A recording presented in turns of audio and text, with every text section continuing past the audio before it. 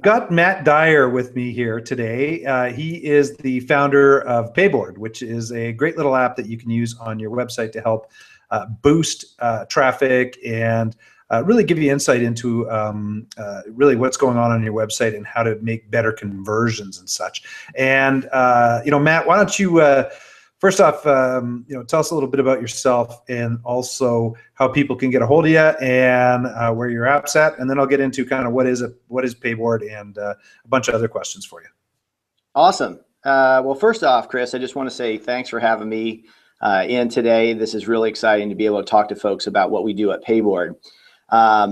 Before I get into what Payboard is, I'll tell you a little bit about what I was doing before I started Payboard. And I actually ran a startup accelerator for Microsoft, where we helped a batch of 10 different startups, a couple of different programs, go through a 3-month accelerator course. And these are companies that are trying to build, venture-backed businesses and really grow fast. One of the challenges I noticed was it's hard to measure all of the different ways that you're getting customers to and through your website. And the website is an essential part of most people's businesses. So we really built a tool that was designed for business owners who want to better understand and optimize how customers are getting to their site. And then once they get to their site, how they're getting to the cash register or other outcome that the business owner is really trying to drive. As far as getting in touch with us, my email, matt@payboard.com. We also are big fans of Twitter.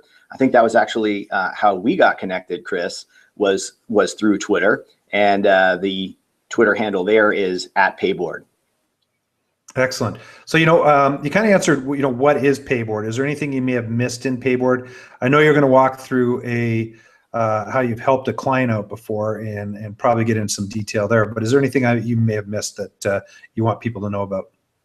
Yeah. So in terms of kind of a deep dive on what we do, this is really designed to be a fire and forget conversion optimization solution. And what we mean by that is a lot of optimization services out there, like Google Analytics, Kissmetrics, Mixpanel, that do a great job of providing insights kind of in there. It's up to the business owner to go through and actually make all the changes, do all the A/B testing themselves.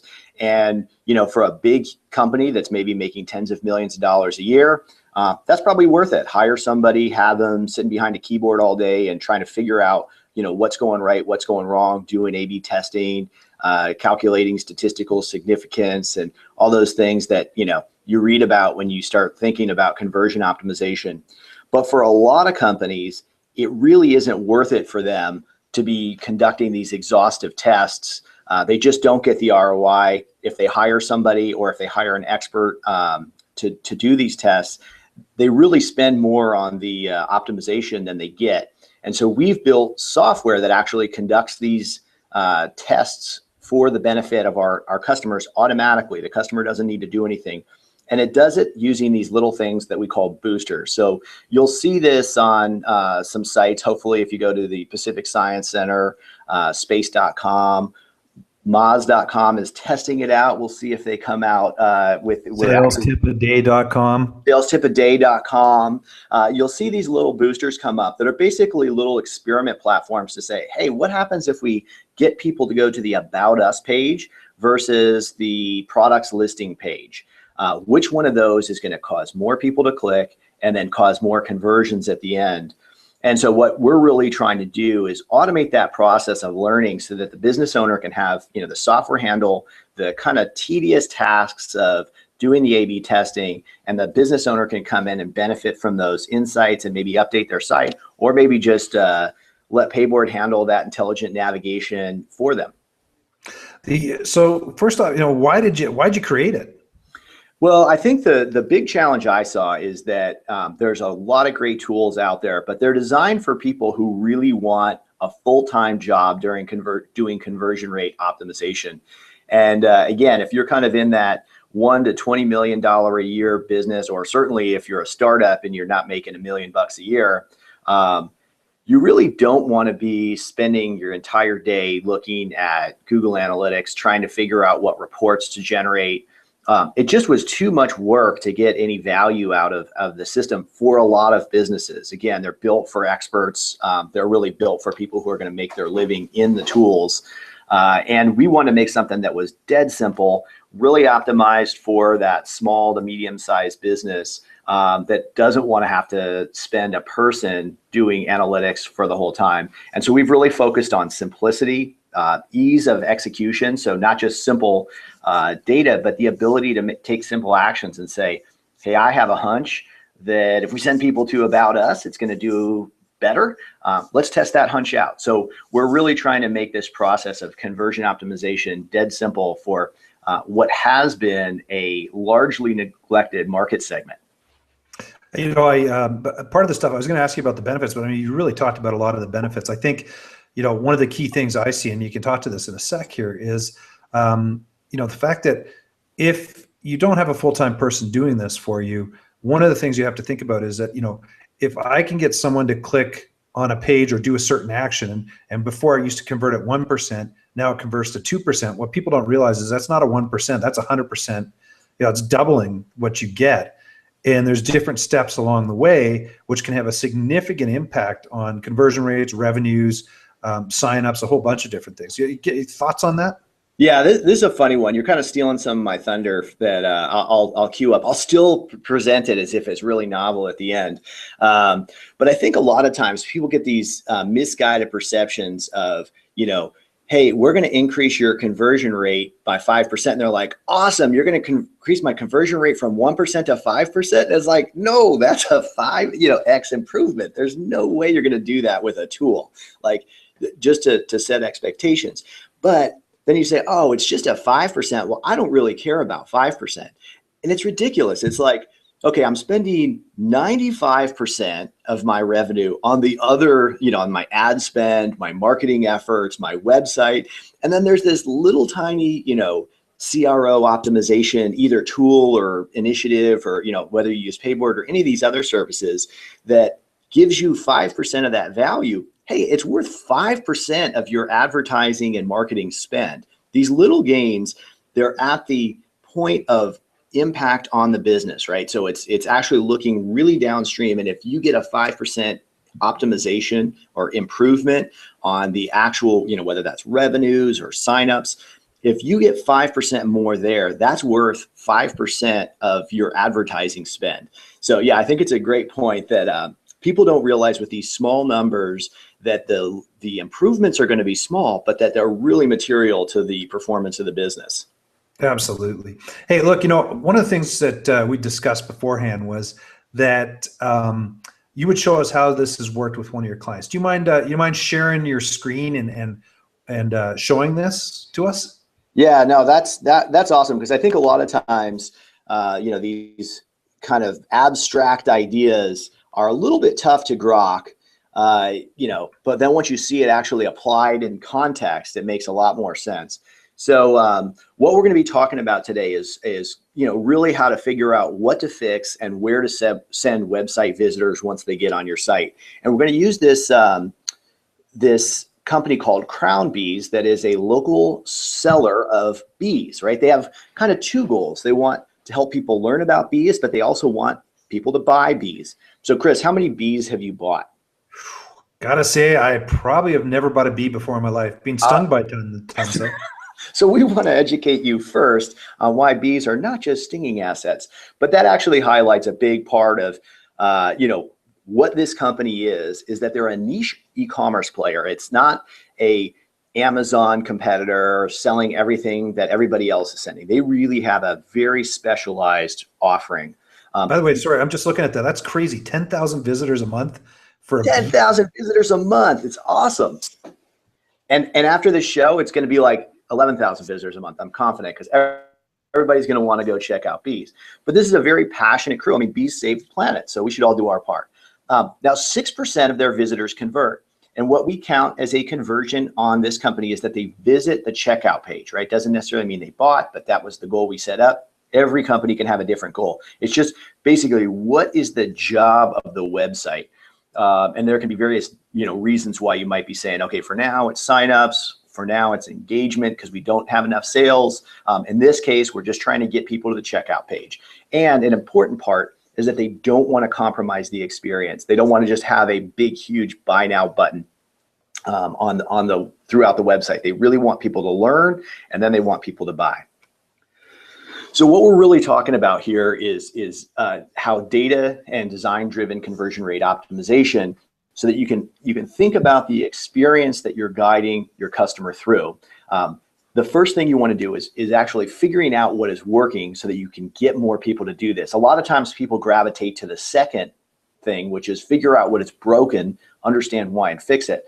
But from what we've seen, the easiest way to get more revenue is just to get people to do what they already want to do, right? They might come in the website at the wrong place and need a little nudge, but really focusing on this first step of figuring out what is working and getting more people to do it is what we'll start with.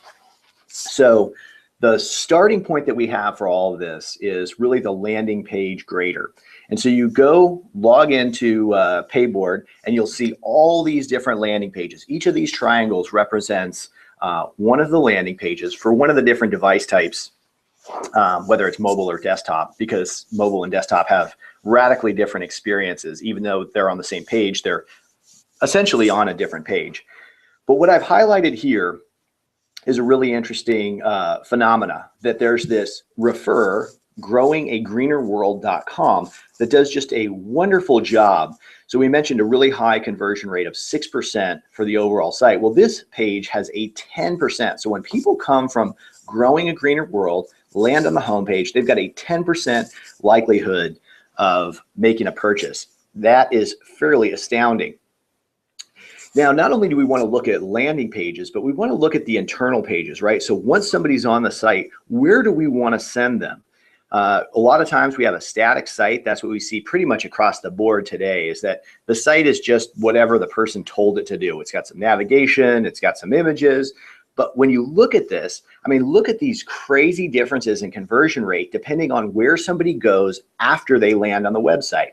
Now, this one we've highlighted here is shop for mason bees. So I want you to remember this question. Why do people love mason bees? It's going to come back to enlighten us a little on some challenges that you need to address with conversion rate optimization. So now that you know what works, what you really want to do is optimize existing success, right? So the easiest way to do it, in terms of it's also the most expensive way to do it, is just to buy ads, right? You see that certain pages are working from certain channels, just go buy some ads. Another way to do it, guest post. This is, where you're not spending money, you're spending effort and influence. But Growing a Greener World really works well for Crown Bees. So they should figure out, are there sponsorship opportunities? Are there partnership, guest posting opportunities? Figure out how they can get more of that Growing a Greener World traffic over to their site. Search engine optimization. Even if you're not seeing huge gains right now, Bing and Google, in terms of traffic, Bing and Google almost always send really high converting traffic, assuming you've done a good job. There's just a lot of commercial intent when people are searching for things. So invest in search engine optimization. And finally, content marketing. I know, Chris, you do this extensively. If you're not out there doing your own blogs, your own podcasts, your own webinars, then you're just leaving a lot of opportunity on the table. And then as far as once somebody's landed on your site, figure out what pages work and send people there. Top navigation updates are so easy. This is just a simple, update, whether that's a Magento or WordPress or whatever site, framework you're using or content management system. It is so easy to change that top navigation to get more people to those high converting pages. And then whenever you write content, whether it's your marketing pages or your blog posts, always have contextually relevant calls to action to those high converting pages. Don't make people have to poke around and find them. Make it easy for them to get the high converting content. All right, so now we're to the second stage, which is kind of interesting. What to fix. And we only focus on landing pages because if you're doing your job right above, you don't have to fix broken internal pages. You just won't send people there. But these landing pages, people are finding them. You don't want to take them down because you're getting that from SEO or from people just stumbling upon it, referrers that are pointing into your site. but you do want to try and fix what's wrong with these landing pages that aren't converting. And you remember how I said, why do people love Mason bees a couple of slides ago? Well, yep, I wrote that down for you, Matt. Why do people hate Mason bees? Only 1.8% conversion rate. This is insane. So if we look at this, right, we've got a super high converting landing page, shop Mason bees. And then we have a super low converting landing page, learn Mason bees. Now you see that those are different URLs. One of them's about shopping and one of them's about learning. And I think what we found is that when we actually worked with another company called Try My UI, we did a deep dive on what was going wrong here. And what it is that the learn page has no call to action to actually purchase, right? It's about learning. Now, this isn't to say they want to have a huge buy now button, but there was really no buy now button. So this is one of the things we're circling back with Crown Bees to say, hey, it's not that you want to make this overtly commercial because we know you have two goals, but you've made it essentially impossible for people to find out how to buy these. So once you kind of have this sense of, you know, what's working and what's not working, you can start doing some really easy analysis to figure out what are we doing wrong on this page. And, you know, if we could get that 1.83% conversion rate a little closer to 42%, we're going to be making a lot more money for this company. Now, we probably will never get it to match that 42% because people landing on the shop page, they're probably ready to buy, but I guarantee we can get it up a little higher than that 1.83%. All right, so one of the things, and this is where I was saying, Chris, that you kind of stole some of my thunder by asking that previous question is, I do like to set expectations with customers, because what I just showed you right there, you'd think, oh, this is going to be awesome. We're going to go from 1% conversion rate to 42%. Let me calculate how much money I'm going to make next month. And it's usually not that easy. You'll get 2x improvements if you do a really small test, right? If you say, I want to try to optimize mobile people coming from Europe that have never been here before, yeah, you're going to be able to get a 2x improvement on them. But if you're getting a 5% improvement on your overall conversion optimization conversion rate, you are doing phenomenal work. So keep that in mind. Another thing is that you will be wrong a lot. A lot of times you'll talk to people like me who seem really confident that everything's going to work out well if you just change this. You make a call to action from the learn page to the shop page, and you're going to make more money. The reality is that sometimes things just don't work out. There's other forces at play. People who come to learn have absolutely no interest in shopping. It doesn't matter how, you know, easy you make it for them to navigate there. And that's okay, right? You're going to fail a lot, and your goal is really about learning. So have a framework in place where you can run these tests, you can see what's working and what's not working, and constantly optimize and improve your site. And then finally, there are no magic bullets. There's, you know, if Payboard was the only thing you needed to do to make more money on your website, we'd be on every single website on the planet. Now, we hope to get there someday, but same thing for, you know, you're going to want to use tools like Optimizely so that you can, you know, test different page layouts. You're going to want to use Unbound so you can, you know, iterate on different landing pages. You're going to want to use a whole host of tools and experiment with ones that work for you and that work for your customers, because it really is that shared outcome, that shared goal that you're driving people to, that people come to your site, they find something awesome to buy, and then they buy it. So that's pretty much the run through with Crown Bees. Do you have any questions from that, Chris? Do you know what?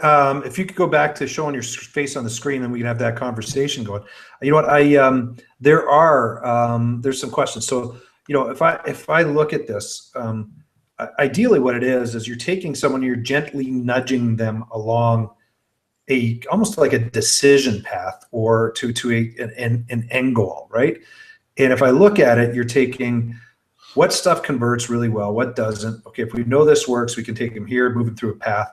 And the ultimate goal is, as you say, is, you know, if you can get a 2x multiplier, that's amazing. If you get 20%, I mean, you'd be ecstatic. I would imagine, like, as a salesperson, let's say you make $100,000 a year and you get a 20% increase. That means an extra $20,000 in your pocket. I mean, people don't understand that or grasp that, I don't think. But literally, what it takes, it's typically a gentle nudge to push people along in the right direction. Is that correct?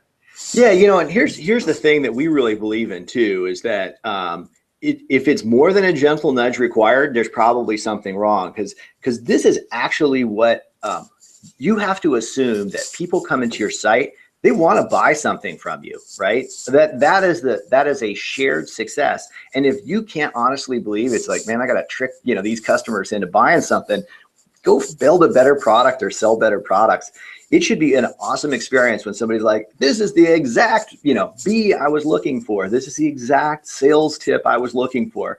Like when somebody experiences that, where's my credit card moment, it's because they're really excited and they found something awesome. So it's not about, trying to slam something in their face and really, coerce them down a path. You're really just trying to say, hey, we think you're going to love this, and making sure that you have that mindset of, it's not about, disturbing the experience or jolting them into something horrible. It's about just highlighting what's awesome for them on your site. Then you're going to have a better business, and your customers are going to have a better experience. Absolutely. Hey, one of the things I wanted to ask you about is, do you do A/B testing, split testing on results and stuff like that? Yeah, we do. This is something that I was just talking with a buddy about this today. A lot of times people will go to the site, and like Pacific Science Center is one we send people to a lot to say, hey, this is the kind of customer that we love working for. Awesome content, awesome visitor experience, tons of traffic. And they're like, I went, you guys must have gotten fired because I don't see it anymore.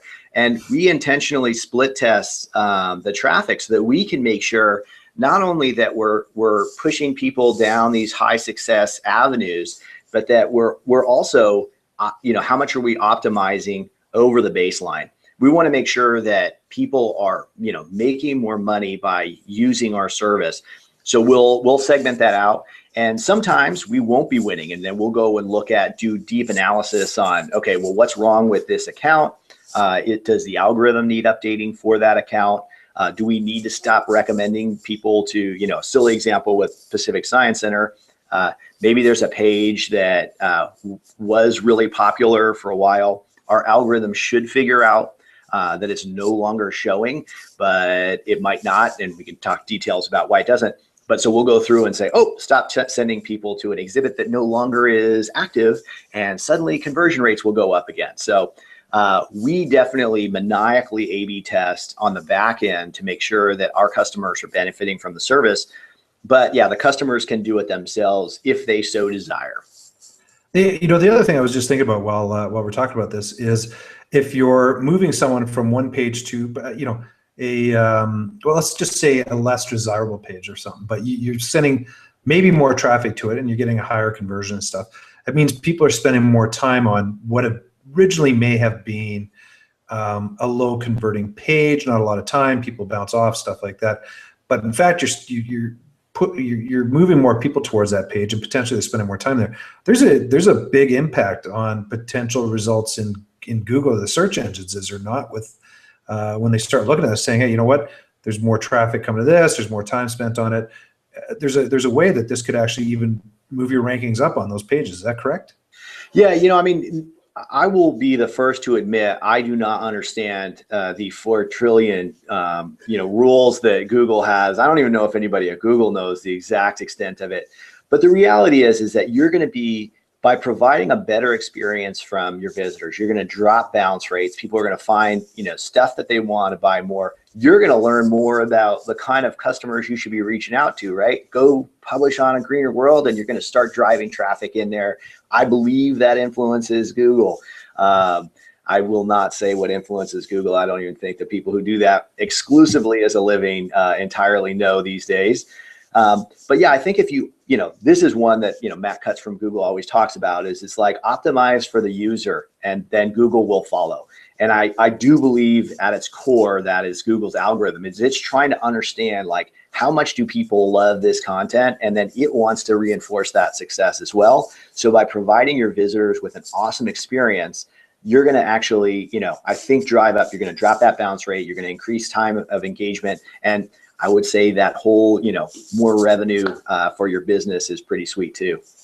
Absolutely. Hey, Matt, I don't want you to go after the interview, just stay on for a couple of minutes, but how do people get a hold of you, and where do they find your website?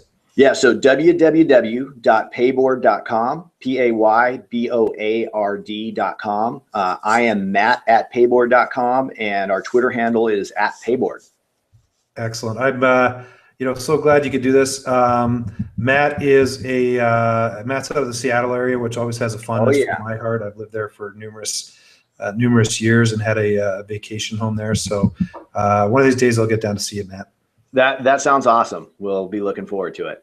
Cool. Hold on for a sec here, Matt, and we'll chat afterwards. Thanks everyone for viewing.